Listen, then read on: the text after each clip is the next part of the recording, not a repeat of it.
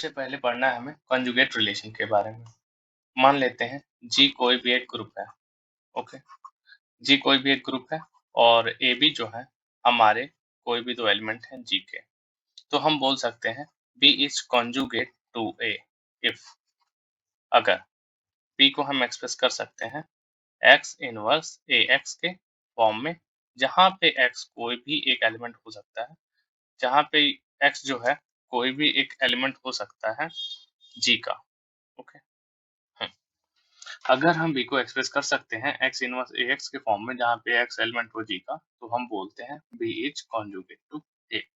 Next topic जो हमें पढ़ना है, ये जो कॉन्जुगेट रिलेशन है वो एक इक्विवेलेंस रिलेशन है। यह एक थ्योरम है कि conjugate relation is an equivalence relation. ठीक, जैसा कि हमें पता है इक्विवेलेंस रिलेशन के लिए हमें 3 प्रॉपर्टीज प्रूव करनी होती है। एक होता है रिफ्लेक्सिव प्रॉपर्टी, मतलब कि ये कॉन्जुगेट रिलेशन रिफ्लेक्सिव प्रॉपर्टी को फॉलो करना चाहिए। दूसरा है सिमेट्रिक प्रॉपर्टी, इसमें सिमेट्रिक प्रॉपर्टी भी होनी चाहिए। तीसरा जो प्रॉपर्टी आता है वो होता है ट्रांजिटिव प्रॉपर्टी। एक-एक करके प्रूव करते हैं, ठीक है? तो चलिए पहला प्रूव करते हैं। जैसा कि हमने यहाँ लिखा है, मान लेते हैं ए और बी एलिमेंट हैं जी के, बी जो है कॉन्जुगेट है ए का।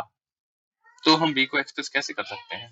बी को हम एक्सप्रेस कर सकते हैं एक्स इनवर्स ए एक्स के फॉर्म में, और हमने ये भी बोला था कि जहाँ पे एक्स कोई भी एक एलिमेंट हो सकता है जी का, ठीक है? कोई भी एक एलिमेंट का मतलब हम एज्यूम कर सकते हैं एक्स को ई जो कि एलिमेंट होता है जी का, मतलब आइडेंटिटी एलिमेंट तो होता ही है जी का, तो हमने एक्स को ई एज्यूम कर लिया। तो एक्स को ई एज्यूम कर लेने से हमें मालूम है कि inverse of identity element inverse of identity element is the identity itself, okay? तो हम यहाँ पे क्या लिख सकते हैं? इनवर्स आइडेंटिटी का इनवर्स मतलब कि आइडेंटिटी इंटू ए इंटू एक्स मीन्स आइडेंटिटी। इसे सॉल्व करने पे मिलेगा ए। इसका मतलब बी इज इक्वल टू ए। सो जो हमने इनिशियली अज्यूम किया था बी इज कॉन्जुगेट टू ए, उससे हम लिख सकते हैं बी इज कॉन्जुगेट टू ए, जहाँ पे यहाँ से हमें मिल रहा है, मतलब इस लाइन से हमें मिल रहा है ए इक्वल टू बी, मतलब a equal to b. This implies that b is conjugate to b. यहाँ से प्रूफ हो जाता है कि जो इक्विवेलेंस रिलेशन है, सॉरी कंजुगेट रिलेशन है, वो रिफ्लेक्सिव प्रॉपर्टी को होल्ड करता है, मतलब कि every element is conjugate to itself. Next जो हमें प्रॉपर्टी पढ़नी है वो होने वाली है सिमेट्रिक प्रॉपर्टी के लिए। सेकंड प्रॉपर्टी प्रूव करते हैं सिमेट्रिक प्रॉपर्टी, ओके? तो हम यहाँ पे मान लेते हैं कि बी जो है कॉन्जुगेट है ए का, ठीक है?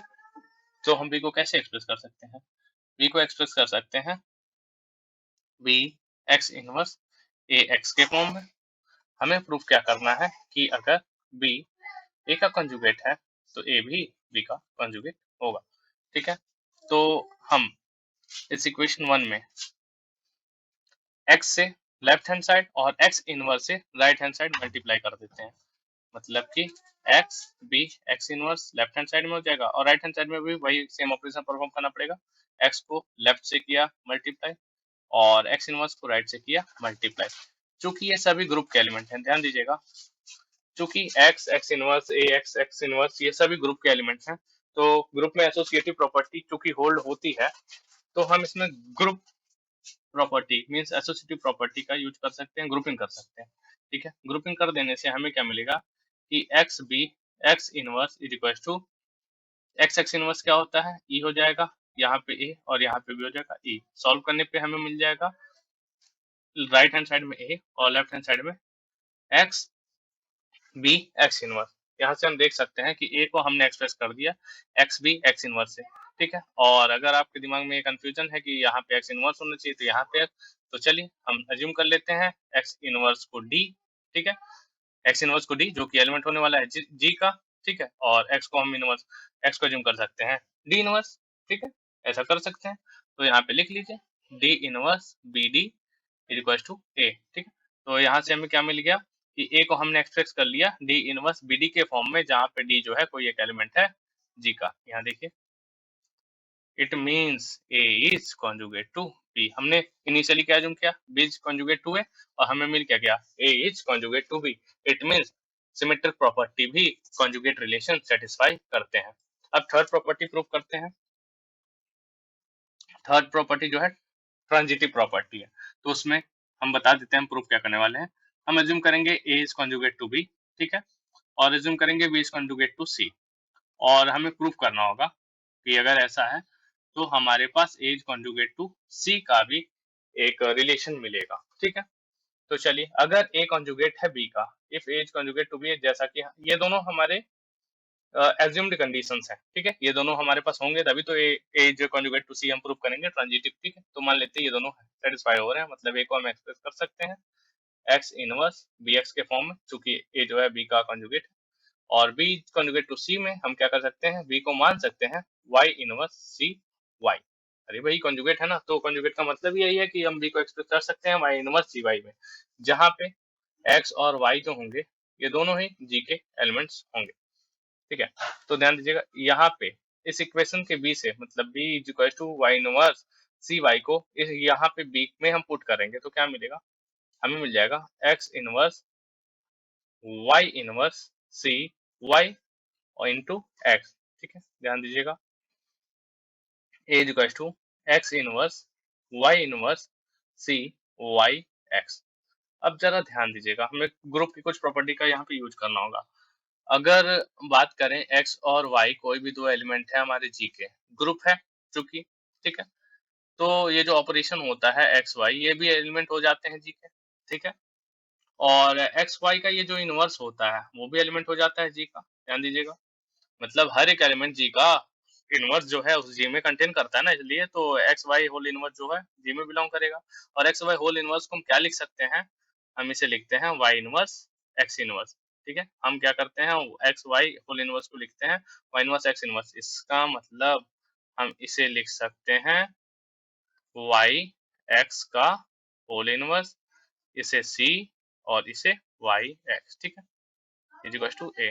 चूंकि एक्स वाई जी का एलिमेंट है तो सपोज कर सकते हैं कि एक्स वाई जो है वो डी है, ऐसा सपोज कर सकते हैं, तो हमें यहाँ से मिलेगा a is equal to d inverse c d, ठीक है, और लास्टली हमें मिल जाएगा एच कॉन्जुगेट टू सी। यहाँ देखिए हो तो गया, ए को हमने एक्सप्रेस कर लिया डी इनवर्स सी डी के फॉर्म में, जहाँ पे डी जो है ग्रुप का एलिमेंट है। तो हमने एज्यूम क्या किया था, h conjugate to b, b is conjugate to c, और हमने प्रूफ क्या कर लिया, also as conjugate to c. यहाँ से हमने तीनों ही प्रॉपर्टी को प्रूफ कर दिया जो कि इक्विवेलेंस रिलेशन होने के लिए चाहिए। तो हम लास्ट में एक लाइन लिख देते हैं, hence conjugate relation conjugate relation is an equivalence relation। हो सकता है ना, ऐसा तो हमने प्रूफ कर लिया, relation is an equivalence relation।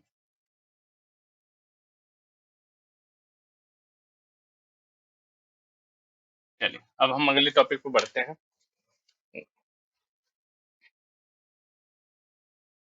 अगला टॉपिक है हमारा कॉन्जुगेट एलिमेंट्स, ठीक है।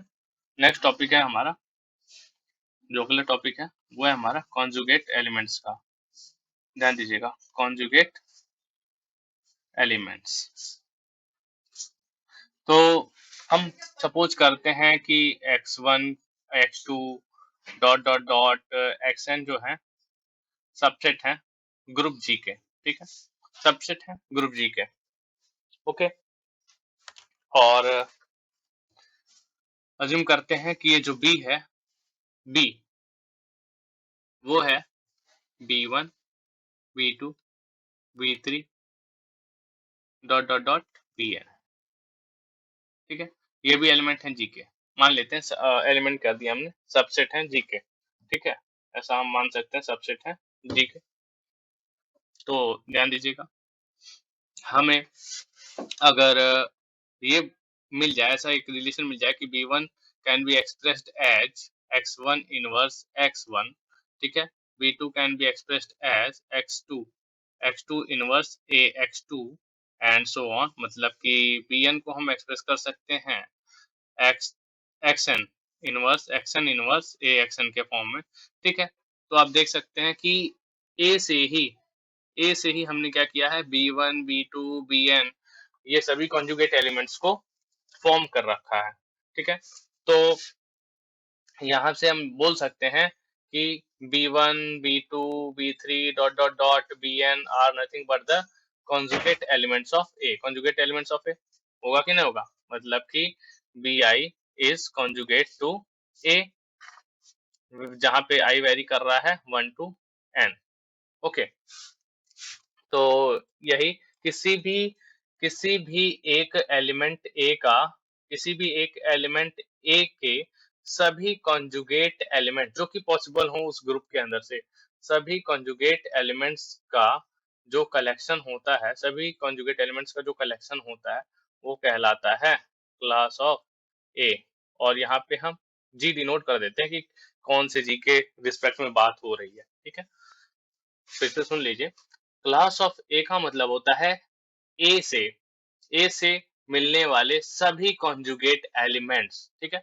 मतलब कि ए के लिए जितने भी कॉन्जुगेट एलिमेंट मिलेंगे, जी के हर एक एलिमेंट के रिस्पेक्ट में हम बोलते हैं ना कि b equals to x inverse a x, जहाँ पे एक्स जो होता है एलिमेंट होता है जी का, ठीक है? तो अगर हम for every x element of G के लिए, for every x element of G के लिए बी फाइंड करें और उनका एक कलेक्शन बना दें, ठीक है? कलेक्शन बना दें, चूँकि वो किसी एक एलिमेंट के लिए बना होगा, तो उस पर्टिकुलर एलिमेंट के लिए ये जो कलेक्शन बी होगा, ये कहलाएगा क्लास ऑफ ए, ठीक है?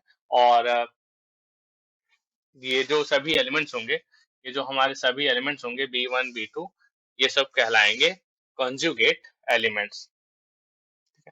अगले टॉपिक पे बढ़ते हैं।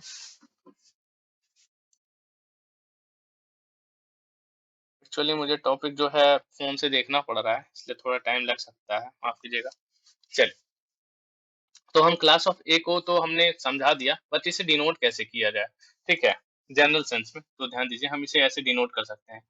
Class of A is nothing but the collection of such element B such that x inverse A x is equals to B, x inverse A x is equals to B, where x for every x belonging to G। ऐसे भी लिख सकते हैं या फिर हम चाहें तो लिख सकते हैं G इनवर्स एक्स जी से जो भी एलिमेंट जनरेट होंगे, जहाँ पे जी जो होगा कैपिटल जी ग्रुप का एलिमेंट होगा, उसी को बोल देंगे class of G, sorry class of a with respect to group जी।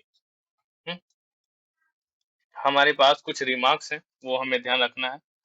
कुछ रिमार्क हैं जो हमें ध्यान रखना है, ठीक है?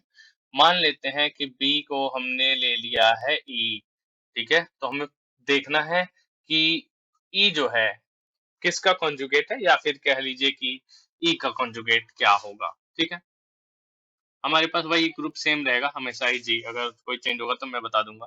तो चलिए हम ए को लिखते हैं एक्स इनवर्स बी एक्स। भाई हमें क्या दिखाना है कि ये जो बी एलिमेंट है उसका कॉन्जुगेट एलिमेंट कौन है, मतलब कि ये ए है कौन, ठीक है? तो इसे सॉल्व अगर किया जाए, बी की जगह पे ई पुट कर लीजिए क्योंकि बी को हमने ई ही माना है। तो एक्स इनवर्स ई एक्स, क्योंकि आइडेंटिटी एलिमेंट है तो एक्स के साथ मल्टीप्लाई होकर एक्स ही देगा, तो हो जाएगा एक्स इनवर्स एक्स, और इसे सॉल्व कर देंगे तो हमें अगेन मिल जाएगा ई, ठीक है? यहाँ पे हमें ए मिला ई और बी था ई, मतलब कि identity element is the only conjugate element of e. यहाँ पे कोई सा भी एक्स आप ले लीजिए, कोई सा भी एक्स ले लीजिए पूरे ग्रुप में, तो हमें क्या मिलेगा, आइडेंटिटी एलिमेंट ही मिलेगा। तो हम यहाँ से लिख सकते हैं class of identity element is equal to e. Okay, singleton set ले लीजिए, एक ही एलिमेंट का सेट है तो इसकी मजबूरी है, ठीक है? चलिए आगे बढ़ते हैं। हाँ, अब कुछ चीजें हैं हमारे पास कि सपोज करते हैं एक ऐसे जी की बात करते हैं, एक ऐसे जी की बात करते हैं जो अबेलियन हो, ठीक है? ध्यान दीजिएगा, जो कि अबेलियन हो, इट मीन्स कोई भी ए बी एलिमेंट लेंगे जी का, ठीक है? तो हमें मिलेगा a b equals to b a. ध्यान दीजिएगा ये प्रॉपर्टी, ठीक है? अबेलियन की यही तो प्रॉपर्टी होती है। तो मान लेते हैं कि a is conjugate to b, okay? This implies that a can be expressed as x inverse b x, हाँ? और x जो होगा कहाँ का एलिमेंट होगा, जी का भैया। और a और b भी तो जी के ही एलिमेंट होते हैं, देखिए a भी जी का एलिमेंट है, यहाँ से x जी का एलिमेंट हो गया। तो और चूंकि चूंकि जी अबेलियन है, इसका मतलब हम ये भी एलिमेंट है ग्रुप जी का, ये भी है और ये भी है, हम क्या कर सकते हैं, इन दोनों को कम्यूटेटिव प्रॉपर्टी के अकॉर्डिंग ऑर्डर चेंज कर सकते हैं। मतलब कि हम इसे लिख सकते हैं XB, चूँकि G अबेलियन है और X इनवर्स XB सब के सब यहाँ पे लिखे जितने भी टर्म्स हैं, वो सभी के सभी G के एलिमेंट हैं। तो हम इस तरह से लिख सकते हैं X इनवर्स X को E और लिखेंगे P। This implies that A is equals to B।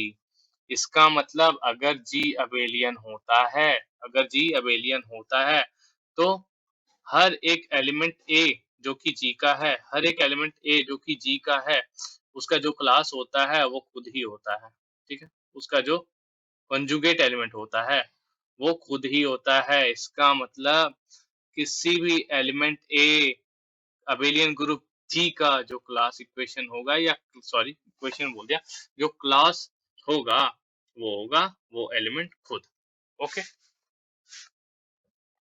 आगे बढ़ते हैं। नॉर्मलाइज़र ऑफ एन एलिमेंट। हाँ, एक प्रॉपर्टी तो एक बात तो बताना मैं भूल ही गया कि एक्चुअल में ये जो क्लास था, वो होता क्या है? हुँ, class of an class of an element is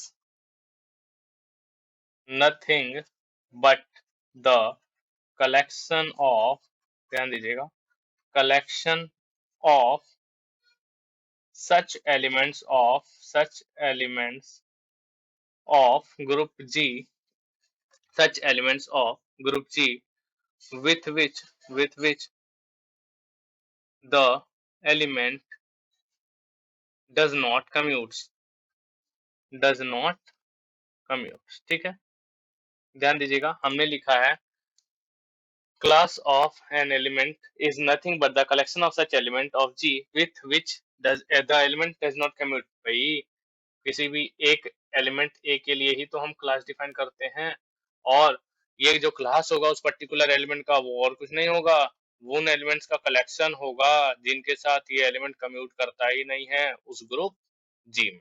ठीक है, इस बात का ध्यान रखिएगा। हाँ, एक बात तो ये है कि हमेशा ही क्लास इक्वेशन ए में आपको ए देखने को जरूर मिलेगा।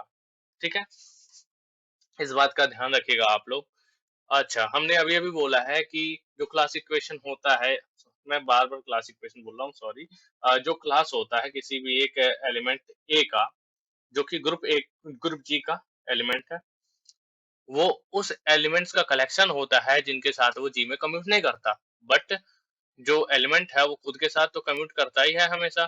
ठीक है, ये एक एक्सेप्शनल केस होता है क्लास ऑफ एन एलिमेंट ए में। ठीक है, उसमें हमेशा ही वो एलिमेंट खुद कंटेंट रहेगा, और इसके अलावा बाकी के जो एलिमेंट्स होंगे वो इसके साथ, इस ए के साथ कम्यूट नहीं कर रहे होंगे। ध्यान दीजिएगा। ठीक है, ये एक एक्सेप्शनल केस होता है।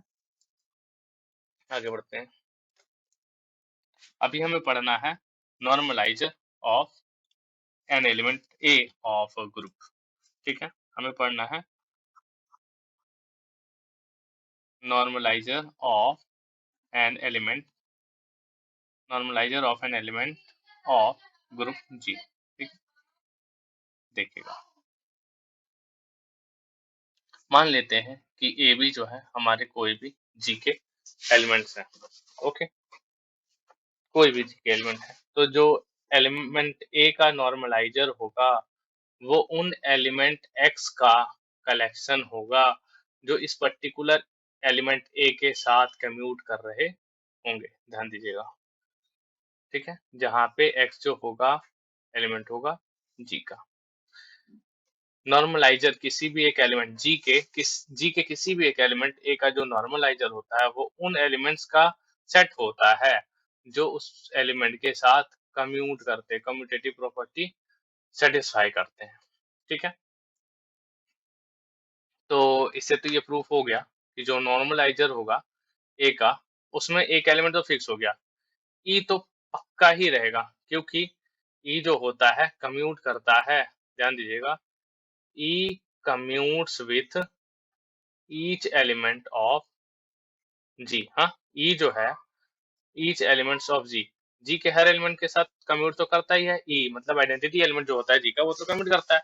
और नॉर्मलाइजर ऑफ ए में क्या है, वो एलिमेंट जो ए के साथ कम्यूट करते हो, और ई तो सबके साथ कम्यूट करता है। इसका मतलब ई जो है ए के साथ भी कम्यूट करता है। इसलिए नॉर्मलाइजर किसी भी ग्रुप के एक एलिमेंट के नॉर्मलाइजर में जो फर्स्ट एलिमेंट होगा वो हमेशा ही ई होगा, या फिर कह लीजिए ई जो होगा नॉर्मलाइजर ऑफ ए में ज़रूर मौजूद रहेगा। ठीक है? तो आगे बढ़ते हैं। कुछ नोट में पढ़ लेते हैं। इफ जी इज अबेलियन, ध्यान दीजिए, इफ जी इज अबेलियन, ठीक है, जी अबेलियन है तो क्या होगा, देखिए, जी अगर अबेलियन है तो हर एक element for every a b belonging to G, ये जो प्रॉपर्टी है वो सेटिस्फाई होगी, है ना। इसका मतलब नॉर्मलाइजर ऑफ ए में पूरे का पूरा जी आ जाएगा, क्योंकि कोई भी एलिमेंट आप ए ले लीजिए, कोई भी बी ले लीजिए, जी का एलिमेंट, ये प्रॉपर्टी तो सेटिस्फाई होगी ही होगी। ठीक है, और नॉर्मलाइजर ऑफ ए कहता भी तो है उन एलिमेंट एक्स का कलेक्शन जो कि इस पर्टिकुलर ए के साथ कम्यूट कर रहे हैं, और हमने अभी अभी क्या लिया है, जी अबेलियन है, अबेलियन है तो सभी एलिमेंट जो है सभी के साथ कम्यूट करेंगे एक दूसरे के साथ, तो पूरा का पूरा जी जो होगा, पूरे के पूरे जी के एलिमेंट जो होंगे ए के साथ कम्यूट करेंगे, इसका मतलब नॉर्मलाइजर ऑफ ए जी पूरा का पूरा हो जाएगा। ठीक है, आगे बढ़ते हैं। सब ग्रुप पढ़ लेते हैं, सब ग्रुप क्या होता है।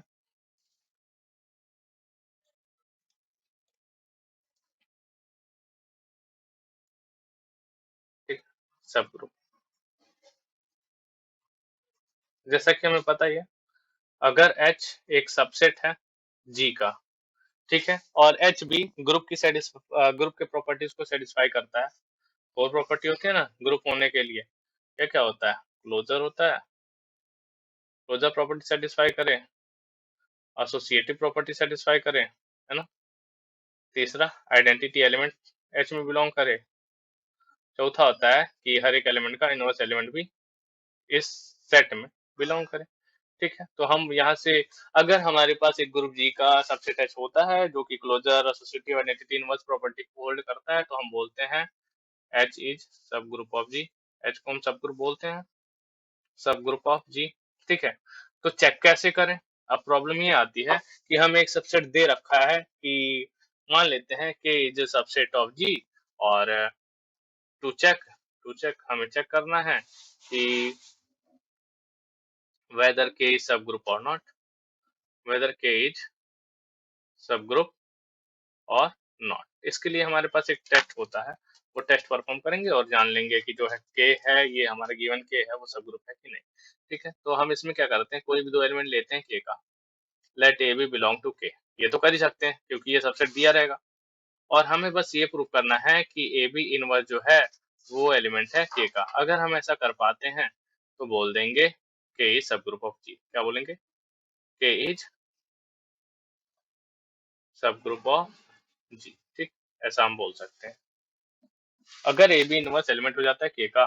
देखिए, हमने क्या बोला है, ए बी जो होगा के का एलिमेंट होगा, और के चूंकि जी का एलिमेंट है, यहाँ से क्या हो जाएगा, बी इज एलिमेंट ऑफ जी, अगर बी एलिमेंट है जी का, इट मींस बी इनवर्स भी तो जी का एलिमेंट होगा, चूंकि जी ग्रुप है तो इनवर्स एलिमेंट सभी एलिमेंट्स का एग्जिस्ट करेगा, बी इनवर्स जी का एलिमेंट हो जाएगा।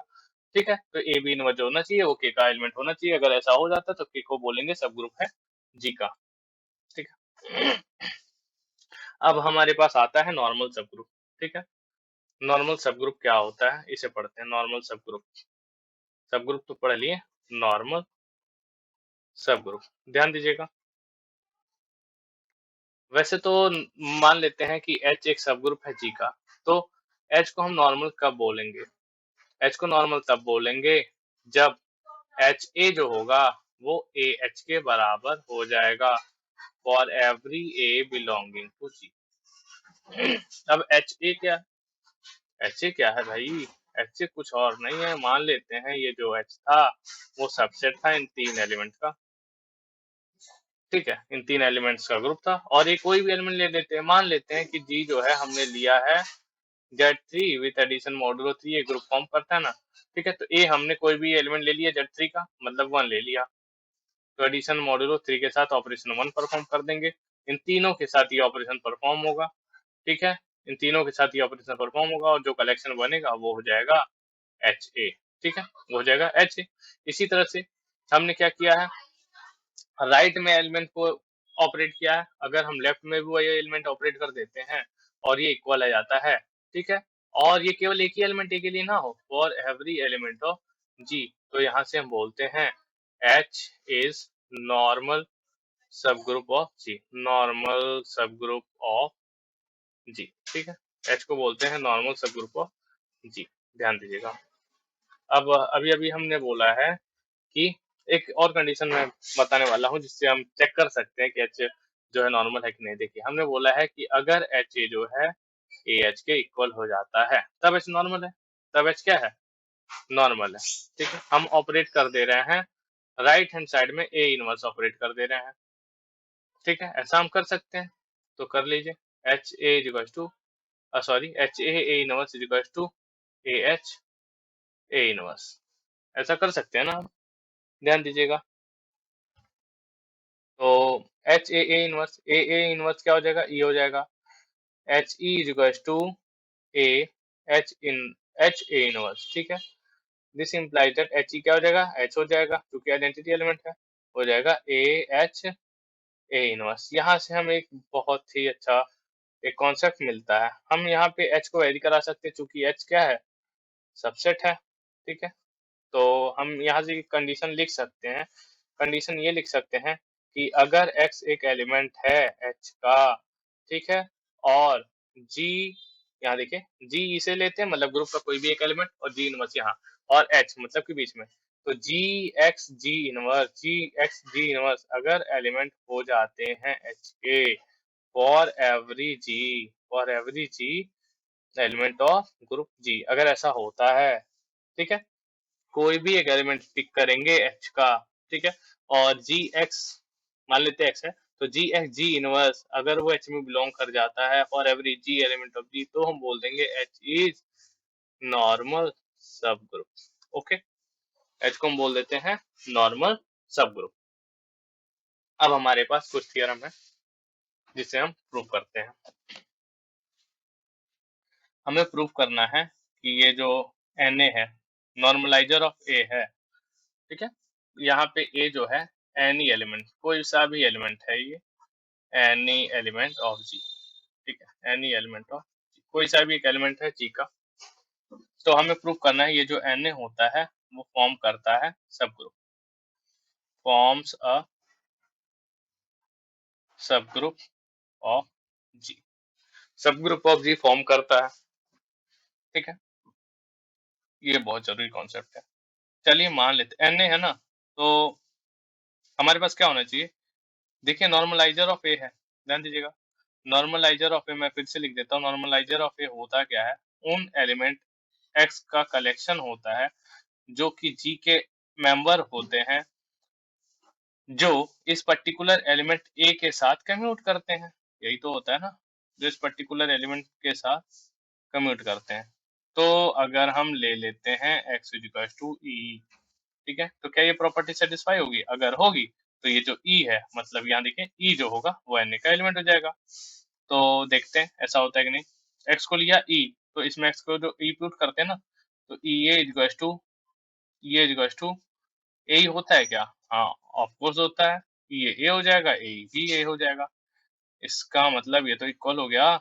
तो Na में Na में एटलीस्ट वन एलिमेंट ई तो एग्जिस्ट करेगा ही करेगा, बाकी हो या ना हो हमें तो नहीं पता, बट Na का एलिमेंट ई तो हो ही जाना है। इसका मतलब Na जो होगा नॉन एम्प्टी सबसेट होने वाला है, नॉन एम्प्टी सबसेट होने वाला है, ठीक है। अब Na एक नॉन एम्प्टी सबसेट है, ठीक है। अब हम सेकेंडली क्या प्रूफ करेंगे, सेकेंडली ये प्रूफ करेंगे कि अगर एक्स वाई एलिमेंट है Na का, ठीक है, एक्स वाई एलिमेंट है Na का, तो हम अब प्रूफ करने वाले हैं कि x डॉट वाई भी जो होगा, यहाँ ऑपरेशन है x डॉट वाई एलिमेंट हो जाएगा Na का, ऐसा प्रूफ करने वाले हैं, ठीक है। तो चलिए करते हैं। अगर एक्स वाई एलिमेंट है Na के, तो क्या होगा, x जो होगा a के साथ कम्यूटेटिव प्रॉपर्टी होल्ड करेगा, तभी तो वो Na का एलिमेंट है। तो यहाँ लिख देते हैं y is equal to a y, ठीक है। हम क्या करते हैं, y से ऑपरेशन परफॉर्म कर देते हैं, ठीक है। इधर y मल्टीप्लाई करेंगे, इधर भी y मल्टीप्लाई करेंगे, इधर भी y, और इधर भी y मल्टीप्लाई करेंगे, ऐसा कर सकते हैं। हम्म, ध्यान दीजिएगा हम क्या करने वाले हैं।